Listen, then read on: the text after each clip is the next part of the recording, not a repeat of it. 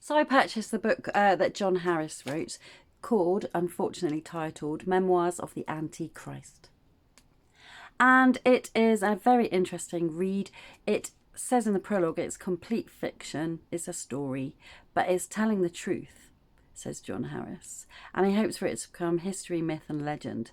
It starts with a story about Egyptians, 12 members of the Egyptian families trying to enslave the entire world by building systems.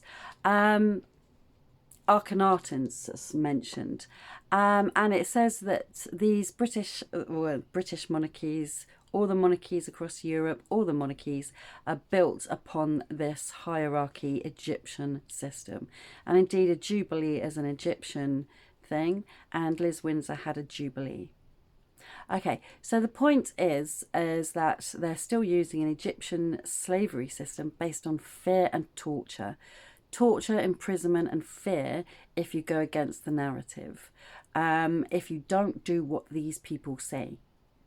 Okay, and Jesus tells you and warns you not to be deceived. Now, this book is not flattering about Jesus Christ at all, but as the prologue says, it is fiction, so don't believe everything you read. But John Harris says he's telling the truth. So is it worth reading? If you've got extra money you don't mind missing, and you're interested in what John Harris calls a monotonous subject, he said that this story may come across as the ramblings of a madman.